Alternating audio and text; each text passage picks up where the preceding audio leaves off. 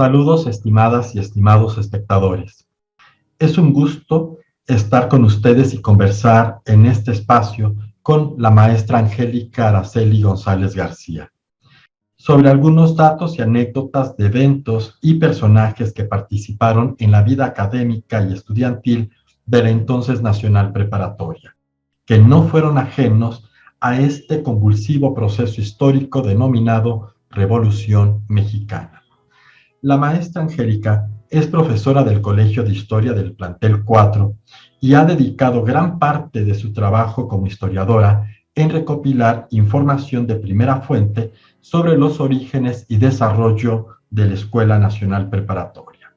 En los últimos 5 años ha centrado su atención en el devenir histórico del plantel donde realiza su actividad docente. Sin más preámbulo, porque es un lujo oírla, iniciemos esta charla que, estamos seguros, apreciables espectadores, será de gran interés para todos y todas nosotros. Maestra Angélica, gracias por compartir con nosotros. Querido maestro Enrique Alejandro González Cano, es un honor y es un gusto compartir en esta charla contigo. Maestra, pues, ¿qué fue? ¿Qué fue la Revolución Mexicana? Bien, ¿a qué le podemos denominar proceso de Revolución Mexicana? Al primer conflicto armado del siglo XX, un movimiento social en donde se demandaron causas de carácter social, político y económico, principalmente realizadas por grupos de campesinos, obreros y sectores que reclamaban situaciones como desigualdad social, sobreexplotación laboral, falta de libertad de expresión y muchas otras que condujeron al hartazgo y el descontento general, lo que culminó en una serie de levantamientos armados y en el derrocamiento del régimen perpetuado en la figura de Porfirio Díaz. Maestra, una pregunta que es medular y que da pie precisamente a esta charla y en el marco propiamente de la efeméride de la Revolución Mexicana, ¿qué pasó en la Escuela Nacional Preparatoria durante este periodo? Bueno, primero vamos a ponernos en el contexto que es anterior la preparatoria a la universidad. Entonces recordemos que la preparatoria fue fundada por decreto constitucional al 2 de diciembre de 1867 y abrió cursos en febrero de 1868, siendo nombrado como primer director el doctor y maestro Gabino Barreda. Su plan original constaba de 5 años. Como opción para realizar estudios superiores, los estudiantes tenían que elegir poder cursar una carrera en alguna escuela nacional, como la de ingenieros, de agricultura, de medicina, de música, de arquitectura, entre otras, ya que la Universidad Nacional, como te repito, no existía aún.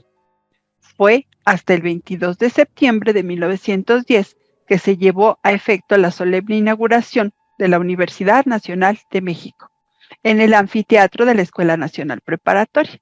El discurso oficial estuvo a cargo del maestro Justo Sierra, quien entonces ocupaba el cargo de ministro de Instrucción Pública y Bellas Artes, y precisó en el discurso que la fundación de la universidad se instituía como base o cimiento de nuestra máxima casa de estudios. Mientras tanto, los acontecimientos en el país nos refieren que el 20 de noviembre de 1910 fue la fecha convocada en el Plan de San Luis, manifiesto político dirigido a la nación, donde se anunciaba que a las 6 de la tarde daría inicio el levantamiento armado en contra del gobierno. La crisis política provocada por el levantamiento de Francisco I. Madero incidió en la universidad y por ende en la Nacional Preparatoria. Sin quedarse al margen y acorde con el termómetro político, la comunidad preparatoriana presenció manifestaciones y se escucharon frecuentes mueras dirigidos al presidente Díaz. La multitud, en la figura nutrida de los activistas, exigían su renuncia. Ante la presión, en mayo de 1911, Porfirio Díaz presentó su renuncia ante el Congreso de la Unión y partió rumbo a Francia. Se nombró entonces a Francisco León de la Barra como presidente interino, cubriendo un periodo de mayo a noviembre. En ese lapso, violentos disturbios se dieron en las calles de la capital. La agitación política era general, incluso en los patios de la preparatoria, y en la calle de San Ildefonso se escucharon gritos contra quien ocupaba el cargo como director de la escuela. El entonces doctor Manuel Flores. No obstante, la vida académica seguía su transcurso normal, porque en ese mismo año se discutieron y aprobaron por unanimidad los programas de álgebra, geometría, trigonometría esférica y cálculo infinitesimal para la Escuela Nacional Preparatoria. Ya en el año de 1912 murió Justo Sierra en Madrid, quien fuera entonces designado por el presidente Madero como ministro plenipotenciario y enviado extraordinario ante el gobierno español. Sus restos fueron trasladados a México y se le rindió un sentido homenaje en el anfiteatro de la Escuela Nacional Preparatoria. En ese acto se contó con la presencia del presidente Madero. La figura de Sierra es relevante porque enarboló el proyecto educativo más importante, que fue la creación de la universidad. Exalumno preparatoriano, maestro, director y defensor de la inclusión de la preparatoria en la universidad. Después de la decena, o en términos actualizados por la doctora Josefina MacGregor, quincena trágica de 1913, con el asesinato de Madero y teniendo ya instalado en el poder a Victoriano Huerta, surgió la militarización del país. El nuevo régimen tenía que combatir contra los revolucionarios en el norte y en el sur. Por consiguiente, la leva alcanzó todos los niveles posibles. Durante la etapa huertista, se llevaron a cabo cambios en el aspecto educativo. En particular, mencionaremos algunos que se dieron en la preparatoria. A finales de 1913, Ezequiel A. Chávez fue nombrado rector de la universidad y fue quien se dio a la tarea de realizar cambios importantes como el de modificar el lema original de la preparatoria, que el original era libertad, orden y progreso, por el de amor, orden y progreso. Otro de los cambios sustanciales fue diseñar un proyecto educativo en conjunto con los maestros Erasmo Castellanos V y Antonio Caso, que resultó en la actualización de los programas de estudio en la preparatoria. También se propusieron cursos sobre ética, filosofía y arte. Se trataba de alejarse del positivismo ortodoxo y doctrinario. La propuesta educativa veía la conveniencia que fuera más práctica y menos teórica. Se le dio mayor importancia al estudio de la historia y la literatura. Incluso se consideró desligar a la preparatoria de la Universidad Nacional. También mencionaremos que los lazos entre profesores leales al régimen conservador del Porfiriato se estrecharon con Huerta, no sin la protesta y renuncia de algunos, quienes manifestaron su rechazo a las alianzas de vínculos en política y relaciones diplomáticas dirigidas desde Washington. Incluso el episodio de intervención por parte de Estados Unidos en 1914. Si bien se dio la politización de bandos a favor o en contra de las facciones en turno, la participación de los estudiantes universitarios, entre ellos los alumnos de la preparatoria, en la lucha huertista fue escasa. Esto se explica por el origen social de la mayoría y porque la lucha en realidad fue más bien rural, es decir, alejada de la Ciudad de México. Solo mencionaremos un episodio de este periodo que fue predominante para la relación entre Huerta y la comunidad universitaria. El intento de una docena de preparatorianos, encabezados por Jorge Prieto Lawrence y José A. Inclán, por incorporarse en abril de 1913 a las fuerzas zapatistas que operaban en la zona del Ajusco. La intentona resultó en la privación de libertad de los jóvenes insurrectos. Y por otra parte, un grupo de estudiantes se organizaron para hacer presión en demanda de garantías por la vida e integridad de sus compañeros, quienes en realidad fueron tratados con indulgencia considerable, ya que Huerta no deseaba perder el apoyo de los universitarios, pues hubiera afectado la composición de su gabinete a 2 meses de haber tomado el poder. Hubiera también afectado su vulnerable reputación personal y política, que tampoco deseaba al perder la confianza y simpatía de las clases conservadoras que estaban al favor de su régimen. Entonces, los jóvenes fueron liberados y declarados arrepentidos de su aventura prometiendo alejarse de la política y concentrarse en sus estudios. Y bien la respuesta fue inmediata y condescendiente, Huerta previó una estrategia para posteriores muestras de nuevas politizaciones estudiantiles, y el 30 de agosto de 1913 se expidió el reglamento provisional para la organización disciplinaria militar de la Escuela Nacional Preparatoria. El doctor Javier García Diego menciona que la resistencia fue minoritaria, débil y efímera, si acaso resignada. Entonces, maestra, ahí hubo también, esto impactó también en los años de estudio, en los programas de estudio. Sí, efectivamente, maestro, se volvió al plan de estudios original de 5 a 2 años. Ante tales disposiciones, el único profesor que protestó fue el maestro Antonio Caso, quien sentenció que el país necesitaba escuelas en los cuarteles, más escuelas en los cuarteles y no soldados en las escuelas. El resultado fue conforme al plan esperado. No hubo más incorporación de los estudiantes a los ejércitos rebeldes, pues estaba como todas las disposiciones generales, fue derogada la caída del régimen huertista a mediados de 1914.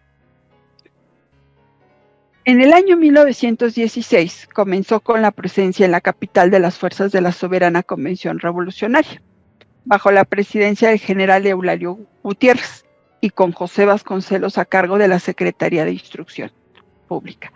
Año de las grandes batallas entre Villa y Obregón, la capital poco a poco volvió al dominio constitucionalista y la vida cotidiana recuperó visos de normalidad, aunque el desabasto de alimentos propició el hambre general entre la población. Y independientemente, ¿no?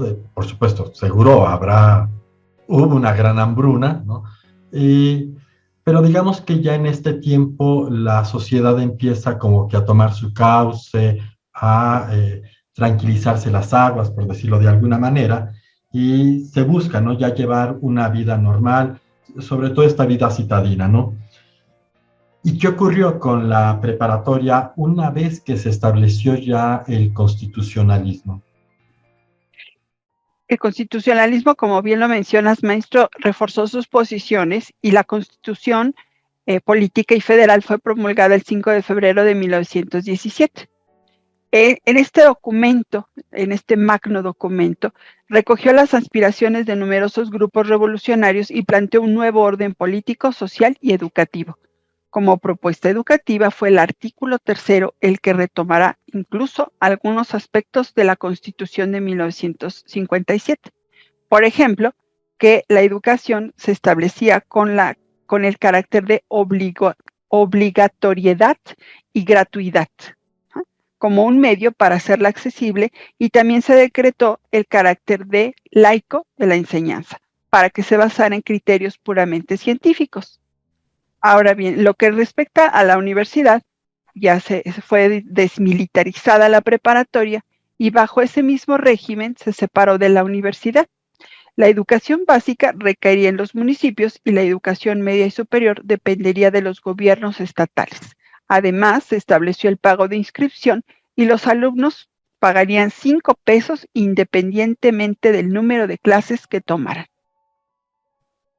Al derrocamiento de Carranza a mediados de 1920 llegaron los sonorenses al poder y José Vasconcelos a la rectoría. Ya como rector se dedicó a integrar dentro del proceso revolucionario a la comunidad universitaria y a la institución preparatoria en su conjunto, retomando incluso los preceptos filosóficos de Gabino Barreda y restableciendo el plan de 5 años original. Los cambios fueron de tal magnitud que impregnó el espíritu comunitario y un afán de colaboración revolucionario. Logró que se volviera a la vida universitaria, encontrando similitudes con el proyecto original de don Justo Sierra, donde la preparatoria ocupaba un lugar central. Si bien la preparatoria continuaba siendo opción educativa para un grupo social privilegiado y elitista, tendremos que comentarlo, acotaremos que como uno de los logros que hacen darnos cuenta de la importancia de las instituciones como consecuencia de la Revolución Mexicana, fue la creación de la preparatoria nocturna para trabajadores, proyecto que enarbolara José María de los Reyes Torres en 1923.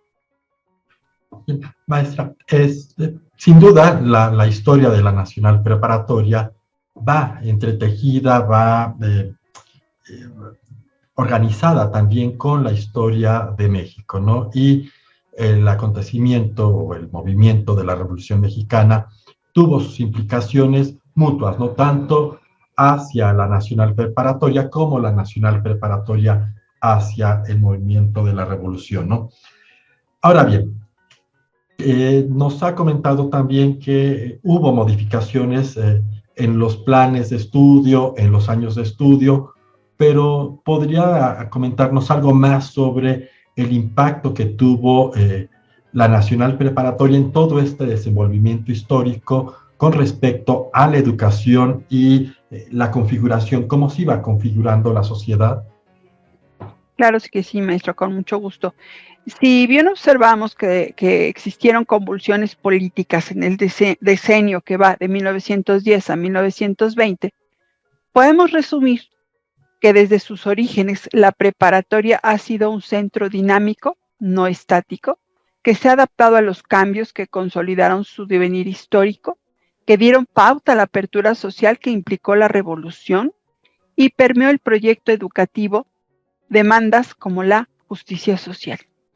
Las instituciones se abren poco a poco como parte de un proceso largo y le dan fortaleza a sectores desprotegidos o marginados. La preparatoria nos deja como legado el ser resiliente, al adaptarse a los retos, someterse a los cambios y, en el caso de las actualizaciones en sus programas de estudio, al ser participativa e integradora de los saberes y preceptos que dignamente heredó de la filosofía positivista, inspirada en el doctor y maestro Gabino Barreda. Ese devenir histórico contribuye a la movilidad social en aras de la equidad entre sus miembros en el ideal por una política de educación para todos, ya que con el acceso a la educación el país se democratiza. Y si me permites ya cerrar esta amena charla con una frase que dijera en el discurso que rindiera el maestro Justo Sierra cuando se dio el acontecimiento de la muerte del maestro Gabino Barreda en 1881, esta frase cita así: tu espíritu aquí queda, mientras la escuela preparatoria viva y vivirá. Pues muchas gracias, maestra Angélica, por esta charla, por este paseo que nos ha hecho dentro de la historia, no solo de México, no solo en este momento importante de principios del siglo XX, sino también de la Escuela Nacional Preparatoria. Ha sido muy enriquecedor poder escucharla y nos sentimos muy motivados. ¿Algo más que quiera agregar, maestra? No, pues nada más que las gracias a ti por acompañarme en esta charla, maestro, tan cálida tu compañía como siempre, y a Difusión Cultural del Plantel 4, y sobre todo en esta efeméride del 20 de noviembre, son las 10 de la mañana, en donde se está transmitiendo este estreno, y que los alumnos entiendan la conmemoración, sobre todo como preparatorianos. Sería todo, maestro. Pues muchísimas gracias, maestra. Muchísimas gracias a todos y todas aquellas que nos están mirando.